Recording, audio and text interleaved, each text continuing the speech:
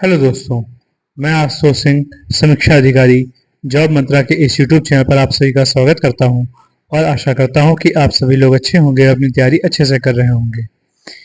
जैसा कि हमने पॉलिटी के प्रीवियस ईयर क्वेश्चंस की एक नई सीरीज शुरू की थी जिसमें हमने पार्ट 7 तक डिस्कस कर लिया था। हर एक पार्ट में हमने 10 क्वेश्चंस को डिटेल में डिस्कस किया है। तो चलिए आज हम पार्ट 8 को डिटेल में डिस्कस करते हैं और आज का पहला क्वेश्चन है,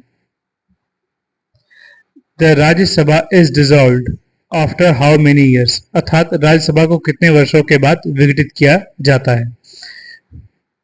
तो यहाँ पे इसका राइट आंसर होगा ऑप्शन डी, नेवर डिसॉल्व्ड, कभी विघटित नहीं होती। देखिए हमारी जो संसद है, ठीक, फिर से मैं इस बातों को रिपीट कर रहा हूँ, बार बार इन बातों को रिपीट करने का मेरा उद्देश्य है कि आपको ये आर्टिकल या बातें पूरी पूरी याद हो जाएं। ठीक, हमारी संसद जो कि आर्टिकल 79 में लिखा हुआ है, ठीक, दो सदनों से मिलकर बनी होती है। एक होती है लोकसभा, ठीक, इसे हाउस ऑफ पीपल्स भी कहते हैं, आर्टिकल 81, और एक होती है राज्यसभा, आर्टिकल 80। ठीक, तो जो ये लोकसभा होती है इसका कार्यकाल निश्चित होता है कि 5 ईयर्स, 5 साल बाद ये विघटित हो जाएगी। एक चुनी हुई सरकार जो आती है वो केवल 5 साल रहती है, 5 साल बाद उसका कार्यकाल समाप्त हो जाता है और फिर से इलेक्शंस होते हैं और एक नई सरकार का गठन होता है। लेकिन जो राज्यसभा होती है ये कभी भी डिसॉल्व नहीं होती, विघटित नहीं होती है। ठीक, ये हमेशा चलती रहती है। ठीक, तो इसके मेंबर्स जो होता है क्या वो हमेशा बने रहते हैं? नहीं, उनका टेन्योर होता है 6 साल, वो 6 साल रहते हैं। ठीक, और इसे कुछ ऐसे सेट किया जाता है कि हर जो 1/3 मेंबर्स होते हैं ना राज्यसभा के, वो हर दूसरे साल, हर 2 साल पे रिटायर होते रहते हैं। ठीक, और 2/3 जो मेंबर होते हैं वो बने रहते हैं। फिर जो 2/3 मेंबर हैं और 1/3 मेंबर जो रिटायर किए उनकी जगह पे फिर से मेंबर्स चूज करके आते हैं और ये प्रक्रिया चलती रहती है और इस प्रकार से राज्यसभा कभी भी विघटित नहीं होती। राज्यसभा के बारे में हम कुछ इंपॉर्टेंट फैक्ट्स जान लेते हैं कि मैक्सिमम स्ट्रेंथ है राज्यसभा की, कितनी होती है मैक्सिमम स्ट्रेंथ, कितने लोग मेंबर्स हो सकते हैं? 250, आउट ऑफ विच 12 मेंबर जो होते हैं वो राष्ट्रपति क्या करता है? नॉमिनेट करता है।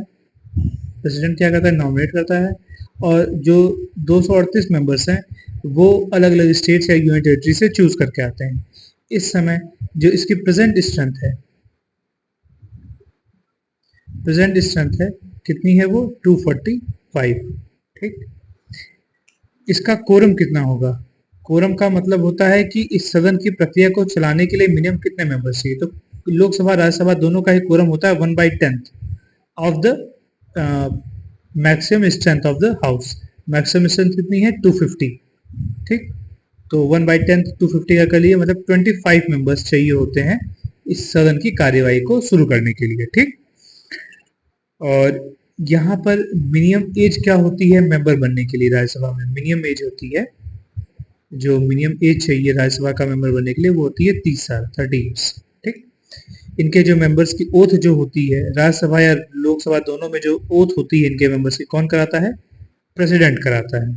ठीक, तो ये कुछ इंपॉर्टेंट फैक्ट्स है इसके बारे में। तो चलिए आइए अब नेक्स्ट क्वेश्चन पे चलते हैं हम अपने आज के। ठीक, तो आज का हमारा नेक्स्ट क्वेश्चन है कि who was the first speaker of the Lok Sabha in independent India, था स्वतंत्र भारत में लोकसभा के प्रथम अध्यक्ष कौन थे? आप लोगों को मेरे ख्याल से ये पता होगा। The right answer will be C, G V Mavalankar. अगर नहीं याद है तो याद कर लिए, लोकसभा के पहले अध्यक्ष थे जीवी मावलंकर। लेकिन अगर पूछ दिया जाए राज्यसभा के पहले अध्यक्ष कौन थे, तो राज्यसभा के पहले अध्यक्ष वही होंगे जो हमारे देश के पहले वाइस प्रेसिडेंट थे, वो थे डॉक्टर सर्वपल्ली राधाकृष्णन।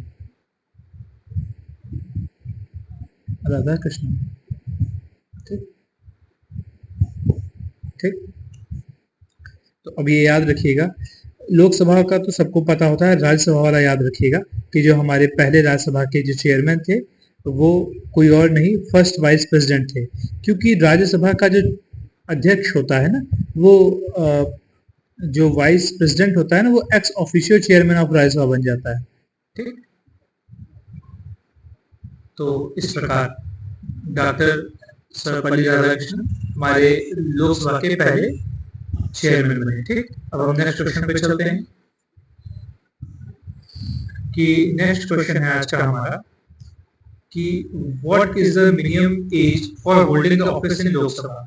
मैंने अभी प्रीवियस क्वेश्चन नंबर 1 में इस बात को डिटेल में डिस्कस किया है। ठीक है, लोकसभा का ऑफिस होल्ड करने के लिए 25 साल मिनिमम एज चाहिए होती है और राज्यसभा में 30 साल। ठीक, एक क्वेश्चन आया था कि पीएम बनने के लिए, प्राइम मिनिस्टर बनने के लिए हमारे देश में मिनिमम एज क्या होनी चाहिए। ऐसे तो कोई लिखी हुई एज नहीं है, लेकिन चूंकि ये प्रावधान है कि प्राइम मिनिस्टर किसी एक सदन का सदस्य होना चाहिए, या तो लोकसभा का सदस्य होना चाहिए या तो राज्यसभा का। लोकसभा में मेंबर बनने की मिनिमम एज क्या होती है, 25 इयर्स, और राज्यसभा में 30 इयर्स। तो क्वेश्चन ये था कि पीएम बनने के लिए मिनिमम एज क्या चाहिए होगी। तो यहाँ हमें दिख रहा है कि मिनिमम एज कितनी चाहिए होगी, 25 इयर्स। 25 साल में वो लोकसभा का मेंबर बन सकता है, जब लोकसभा का मेंबर बन सकता है तो पीएम भी बन सकता है। ठीक है, तो चलिए इस प्रकार से क्वेश्चन भी डिस्कस हो गया। ठीक, अब हम अपने नेक्स्ट क्वेश्चन पे चलते हैं। आज का हमारा नेक्स्ट क्वेश्चन है, which of the following article of the Indian constitution deal with the citizenship in India. अर्थात भारतीय संविधान का भारतीय नागरिकता से संबंधित कौन सा अनुच्छेद है। इसका सही आंसर होगा ऑप्शन सी, आर्टिकल 5 to 11, अर्थात अनुच्छेद 5 से 11 तक। देखिए सिटीजनशिप के बारे में अगर बात की जाए, ठीक, सिटीजनशिप, तो ये हमारे संविधान में पार्ट जो 2 है ना, उसमें दिया हुआ है आर्टिकल 5 से 11 तक सिटीजनशिप के बारे में बात की गई है। ठीक है, इसमें भी जो आर्टिकल 11 है वो इम्पोर्टेंट है। आर्टिकल 11 ये कहता है कि केवल पार्लियामेंट के पास ही अधिकार है सिटीजनशिप से संबंधित प्रावधान करने का। ठीक, किसी भी स्टेट के पास ये पावर नहीं है। अभी आप लोगों ने देखा होगा कुछ दिन पहले सीए एनआरसी की जो बहस चल रही थी नागरिकता देने के लिए, तो उसमें अलग अलग राज्य अपना कानून बना रहे थे जो कि वैलिड नहीं है, क्योंकि हमारे संविधान में प्रावधान है कि नागरिकता जो है वो संसद का विषय है, संसद उस पर कानून बना सकता है, कोई राज्य उस पर कानून नहीं बना सकता। ठीक, वो सारे जो भी कानून स्टेट से बनाए थे वो नल एंड वॉइड हो जाएंगे, मतलब बेकार हो जाएंगे, निरर्थक हो जाएंगे। ठीक, और हाँ, हमारे देश में सिंगल सिटीजनशिप का कॉन्सेप्ट है, सिंगल सिटीजनशिप का कॉन्सेप्ट है जो कि हमने ब्रिटेन से लिया हुआ है। ठीक है, ब्रिटेन से हमने सिटीजनशिप का कॉन्सेप्ट लिया है, सिंगल सिटीजनशिप का। सिंगल सिटीजनशिप का मतलब होता है कि हमारे नागरिक के पास केवल एक ही नागरिकता होगी, दोहरी नागरिकता नहीं होगी। पहली बात आप ये समझिए दोहरी नागरिकता क्या है। जैसे कि यूएस में, यूनाइटेड स्टेट्स में जो भी कोई नागरिक होता है उसके पास दो तरह की नागरिकता होती है। एक तो उसके राज्य की नागरिकता होती है, स्टेट की, और एक तो उसके पास फेडरेशन की नागरिकता होती है, मतलब पूरे देश की नागरिकता होती है। एक उसके पास राज्य की नागरिकता और एक उसके देश की नागरिकता, दो अलग अलग नागरिकताएं हो जाती है। इसे दोहरी नागरिकता कहते हैं, जो कि हमारे देश में वैलिड नहीं है। हमारे देश में केवल एक व्यक्ति केवल देश का ही नागरिक हो सकता है, किसी राज्य का या किसी जिले का नागरिक नहीं हो सकता। ठीक, फिर ये कुछ बातें और भी जान लेते हैं, जैसे कि हमारे जो सिटीजन्स हैं उनको कुछ फंडामेंटल राइट्स दिए गए हैं, ऐसे फंडामेंटल राइट्स जो केवल सिटीजन्स के लिए ही वैलिड है। ठीक, कोई भी फॉरेनर आके उन सिटीजनशिप फंडामेंटल राइट्स की मांग नहीं कर सकता।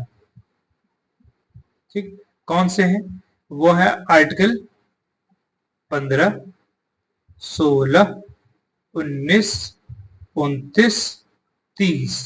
ये 5 ऐसे फंडामेंटल राइट्स हैं, ठीक, जो कि केवल हमारे सिटीजन्स को ही मिले हुए हैं। ठीक, कोई भी फॉरेनर आके इन पे क्लेम नहीं कर सकता। तो इस प्रकार से ये कुछ इंपॉर्टेंट फैक्ट्स है सिटीजनशिप के संबंध में। ठीक है, तो चलिए अब हम आगे बढ़ते हैं अपने नेक्स्ट क्वेश्चन पे। तो आज का हमारा नेक्स्ट क्वेश्चन है कि which was the first state to be created on linguistic basis, अर्थात भाषा के आधार पर प्रथम राज्य का गठन हुआ, वह कौन सा राज्य था। तो हमारा सही आंसर होगा ऑप्शन सी, आंध्र प्रदेश। ठीक। अब इसके पीछे की पूरी कहानी समझते हैं। देखिए, हमारा देश जब आजाद हुआ तो वो प्रोविंसेस में बटा हुआ था। प्रोविंसेस स्टेट्स की तरह थे, लेकिन इनका साइज और शेप आज के जो देश में जो स्टेट्स का साइज और शेप है उससे अलग था। जैसे कि उस समय बॉम्बे एक स्टेट हुआ करता था, मतलब प्रोविंस हुआ करता था। ठीक है, बॉम्बे एक प्रोविंस हुआ करता था जिसमें आज के महाराष्ट्र और गुजरात आते हैं। ठीक। उस समय मद्रास एक प्रोविंस था जिसमें आज के आंध्र प्रदेश, तेलंगाना और ये तमिलनाडु, ये सब स्टेट्स आया करते थे। ठीक है, तो अब आप समझ गए होंगे कि उस समय प्रोविंसेस का कॉन्सेप्ट हुआ करता था। ठीक है, तो प्रोविंसेस को तोड़ के अलग अलग स्टेट बनाने की कवायद शुरू हुई देश आजाद होने के बाद। तो ऐसे ही नहीं बना दिया जाएगा, पहले उसके लिए कमिटीज गठित हुई और ठीक। तो सबसे पहले एक धर कमीशन आया। धर कमीशन बनाया गया 1948 में। ठीक। इसके चेयरमैन थे एस के धर।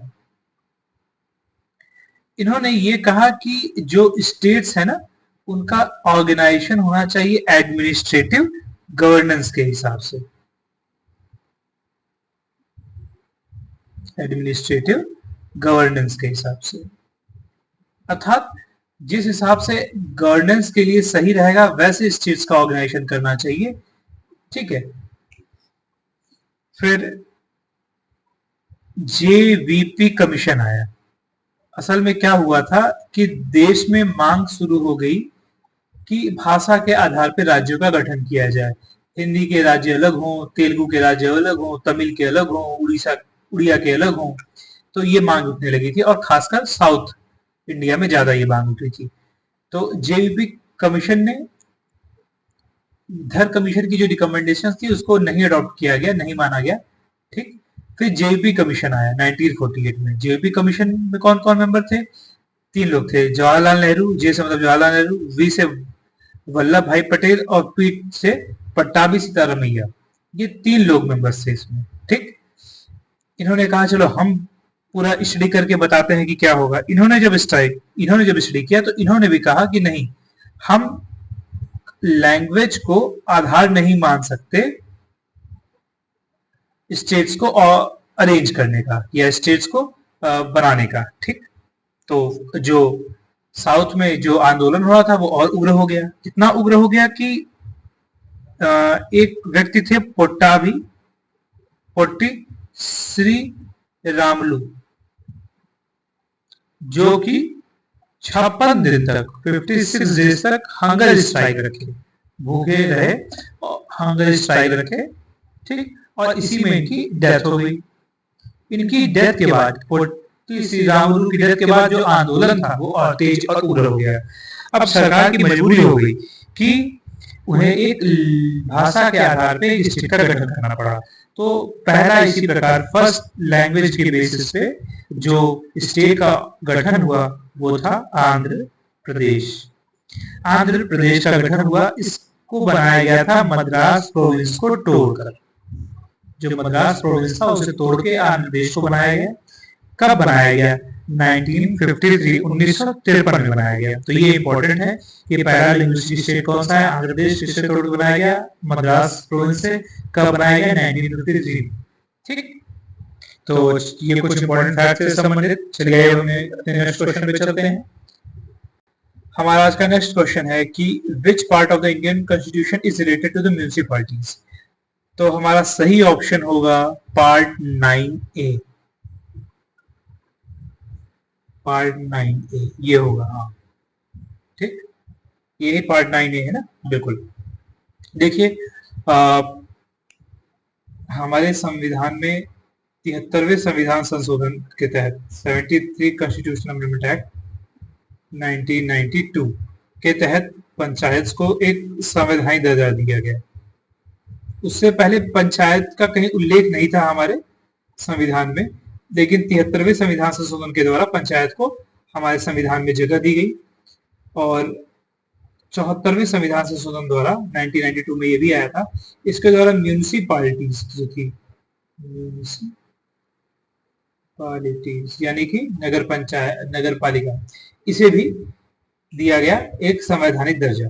ठीक, तो पंचायत जो थी उसे दिया गया, कहां पे रखा गया, पार्ट 9 में, आर्टिकल 243 से लेकर 243 ओ तक। ठीक, ए बी सी डी वाला करते हुए 243 से 243 ओ तक। ठीक, इससे संबंधित जो शेड्यूल था वो था शेड्यूल 11, ये ऐड किया गया बाद में। ठीक है, और आर्टिकल 243 जी में 29 विषय बताए गए, 29 फंक्शनल आइटम जिसे कहते हैं, या विषय कह लो, जिनपे पंचायत काम कर सकती थी। ठीक, तो इस प्रकार से ये चीजें हुई। बाद में म्यूनिसिपालिटी जब हुई तो इसे भी ऐड किया गया था, तो इसे रखा गया पार्ट 9A में, आर्टिकल 243 पी से आगे, ओ के बाद पी से लेके 243 जेड जी तक रखा गया। ठीक, ये आगे और भी चले गए। ठीक है, और इसके बाद इसमें एक शेड्यूल जोड़ा गया म्यूनिसिपालिटी से संबंधित, शेड्यूल था 12 नंबर का शेड्यूल, सूची 12। ठीक, और इससे संबंधित जो आर्टिकल है आर्टिकल 243 डब्ल्यू, जिसमें म्यूनिसिपालिटीज के लिए 18 फंक्शनल आइटम या विषय रखे गए जिसपे म्यूनिसिपालिटी काम कर सकती थी केवल। तो इस प्रकार से ये एक ब्रीफ डिस्क्रिप्शन हुआ। ठीक है, तो अब आप समझ गए होंगे, रिवीजन हो गया होगा आपका पंचायत और म्यूनिसिपालिटी का, काफी फैक्ट्स बता दिए गए हैं। अब आज का हमारा नेक्स्ट क्वेश्चन है, in Indian constitution the concurrent list has been taken from which country. ठीक, अर्थात भारतीय संविधान में समवर्ती सूची का प्रावधान किस देश से ग्रहण किया गया है। तो इसका सही आंसर होगा ऑस्ट्रेलिया। ठीक, देखिए ऑस्ट्रेलिया से हमने लिया है कंकरेंट लिस्ट। ठीक, concurrent list, joint sitting of the two houses, जो ज्वाइंट सिटिंग होती है वो लिया है, और ट्रेड एंड कॉमर्स लिया है। ट्रेड एंड कॉमर्स के जो प्रावधान होते हैं ये तीनों हमने ऑस्ट्रेलिया से लिए हैं। कोई पूछे जर्मनी से हमने किसके प्रावधान लिए हैं, तो इमरजेंसी, जो भी आपातकाल के प्रावधान है वो जर्मनी से लिए गए हैं। कनाडा से क्या लिया गया है, कनाडा से लिया गया है कि जो सेंट्रल होगा, यूनियन होगी, जो सेंटर होगा वो स्ट्रांग होना चाहिए। ठीक, और इसके तहत क्या होगा कि राज्यपालों की नियुक्ति की जाएगी, जो राज्यपाल होते हैं उनकी नियुक्ति की जाएगी। सेंटर के द्वारा राज्यों पे कंट्रोल रखने के लिए राज्यपालों की नियुक्ति की जाएगी। ठीक, ये हो गया। यूएसए से तो बहुत कुछ चीजें ली गई हैं, जैसा कि बताया पहले बताया जा चुका है, फंडामेंटल राइट्स लिया गया है, प्रीएम्बल लिया गया है, मतलब प्रस्तावना ली गई है। ठीक है, सुप्रीम कोर्ट और हाई कोर्ट के प्रावधान लिए गए हैं, जुडिशियल रिव्यू लिया गया है। ठीक है, जुडिशियल रिव्यू। ठीक है, तो ये सब चीजें हैं। तो चलिए आइए अब हमने नेक्स्ट क्वेश्चन पे चलते हैं। मैं इन बातों को बार बार बताता हूँ ताकि आपको याद हो जाए, अगर याद ना है, अगर याद थोड़ा बहुत पता है तो रट गया। When was the Indian Constituent Assembly established, अर्थात भारतीय संविधान सभा की स्थापना कब हुई थी। तो इसका सही ऑप्शन होगा ऑप्शन बी, 9 दिसंबर 1946 को। देखिए कॉन्स्टिट्यूएंट असेंबली का की जो सबसे पहली बैठक हुई थी ना कॉन्स्टिट्यूएंट असेंबली की, तो वो हुई थी 9 दिसंबर को 1946 को। तो इस दिन प्रस्तावित था कि डॉक्टर राजेंद्र प्रसाद को इसका अध्यक्ष बना दिया जाएगा, लेकिन वो तबीयत खराब होने के कारण या पर्सनल रीजन से नहीं आ पाए। तब सबसे वरिष्ठ जो सदस्य थे सचिदानंद सिन्हा। ठीक है, सचिदानंद सिन्हा, उन्हें इसका अस्थायी टेम्पररी रूप से अध्यक्ष बनाया गया। और जब अगली बार मीटिंग हुई 11 दिसंबर को 1946 को, डॉक्टर राजेंद्र प्रसाद उपस्थित थे, तब डॉक्टर राजेंद्र प्रसाद को ठीक इसका परमानेंट प्रेसिडेंट बनाया गया, किसका, कॉन्स्टिट्यूएंट असेंबली का। ठीक, तो ये इसके बारे में कुछ फैक्ट थे। तो चलिए नेक्स्ट क्वेश्चन पे चलते हैं हमारे अपने आज के। तो हमारा आज का अगला क्वेश्चन है कि the deputy chairman of Rajya Sabha is elected by, अर्थात राज्यसभा के उपसभापति का चयन किसके द्वारा होता है। तो इसका सही आंसर होगा मेंबर्स ऑफ द राज्यसभा। देखिए जो राज्यसभा का चेयरमैन होता है, इसका कोई इलेक्शन नहीं होता, बल्कि क्या होता है कि हमारे वाइस प्रेसिडेंट की जो पोस्ट होती है उसका इलेक्शन होता है, वाइस प्रेसिडेंट चूज करके आते हैं, और जैसे ही आते हैं उन्हें कहा जाता है कि देखिए अब आप अपने आप राज्यसभा के भी क्या हो गए हैं, चेयरमैन बन गए हैं। क्योंकि हमारे संविधान में प्रावधान है कि vice president will be the ex officio chairman of Rajya Sabha, अर्थात जो वाइस प्रेसिडेंट होगा वह राज्यसभा का पदेन सभापति होगा, ठीक, बन गए। लेकिन जो वाइस चेयरमैन होता है राज्यसभा का, ठीक, या डिप्टी चेयरमैन जिसे आप कहना चाहते हैं, ठीक है, डिप्टी चेयरमैन यहाँ लिखा हुआ है, ठीक है, जो डिप्टी कहेंगे। जो डिप्टी चेयरमैन होता है वो क्या होता है, वो राज्यसभा अपने मेंबर्स में, जो राज्यसभा में जो मेंबर्स बैठते हैं ना सारे, वो सभी आपस में वोट देकर किसी एक को डिप्टी चेयरमैन बनाते हैं, ठीक। और जब ये चेयरमैन किसी कारण से नहीं उपस्थित होते हैं तो डिप्टी चेयरमैन चेयरमैन की तरह वर्क करते हैं, ठीक। तो ये हो गया the option B will be right answer कि members of the Rajya Sabha will elect the deputy chairman, but जो चेयरमैन होता है उसके केस में ऐसा नहीं होता, ठीक। तो चलिए अब हम नेक्स्ट क्वेश्चन पे चलते हैं। तो आज का हमारा लास्ट क्वेश्चन है कि Indian constitution was adopted by, मतलब भारतीय संविधान किसके द्वारा अपनाया गया। तो उस समय जो संविधान सभा थी, कॉन्स्टिट्यूएंट असेंबली, उसके द्वारा अपनाया गया। ये बात कहां से पता चलती है, ये जो प्रीएम्बल है उससे पढ़ने से पता चलती है कि we the people of India have solemnly resolved to constitute India into sovereign socialist. ये सब पढ़ते हुए जस्टिस 3 तरह की बताई गई है, 5 प्रकार की लिबर्टी बताई गई है, 2 प्रकार की इक्वलिटी बताई गई है, फ्रेटर्निटी की बात की जा रही है, डिग्निटी ऑफ इंडिविजुअल की बात की जा रही है, ठीक, and unity and integrity of the nation की बात की गई है, ठीक। चलिए अपने मेन क्वेश्चन की बात पे आते हैं कि in our in constituent assembly the 26th day of the November 1949 do hereby adopt, enact and give to ourselves this constitution। तो देखिए अडॉप्ट की बात की गई है, इस संविधान को अपनाने की बात हो रही है, किस तारीख को हो रही है, 26 नवंबर 1949 को हो रही है। किसके द्वारा हो रही है, कॉन्स्टिट्यूएंट असेंबली के द्वारा हो रही है, ठीक। तो इस प्रकार से आपको अपना आंसर मिलेगा, कॉन्स्टिट्यूएंट असेंबली द्वारा अपनाया गया संविधान। कब अपनाया गया, 26 नवंबर 1949 को। कब लागू हुआ, 26 जनवरी 1950 को लागू हुआ, ठीक है। तो आपको ये प्रीएम्बल याद रखना है कि जस्टिस 3 तरह की होती है, सोशल, इकोनॉमिकल, पॉलिटिकल। लिबर्टी 5 प्रकार की होती है, थॉट की, एक्सप्रेशन की, बिलीफ की, फेथ की, वर्शिप की। इक्वलिटी 2 तरह की होती है, स्टेटस एंड अपॉर्चुनिटी की, मतलब अवसर और स्टेटस की, ठीक, अवधि की, ठीक। तो इस प्रकार से आज हमने अपने 10 क्वेश्चन डिटेल में डिस्कस कर लिए। तो हम आज कुछ एक्स्ट्रा बातें बताना चाहते हैं। जैसे मैंने आज ये, आप लोग मुझसे पढ़ते हैं तो आपको ये पता होना चाहिए कि मैं हूं कौन। तो मैं अपना नाम तो शुरुआत में बताता हूं कि मेरा नाम है आशुतोष सिंह, ठीक। ये मेरी फोटो है और मेरे बारे में कुछ क्वालिफिकेशन और एग्जाम जो मैंने क्वालिफाइड किए हैं मुझे लगा आपको बताना चाहिए, ताकि आप लोग को भी कुछ अपने एजुकेटर के बारे में पता हो। कि मैंने बीटेक किया है मैकेनिकल इंजीनियरिंग से 2015 में, ठीक।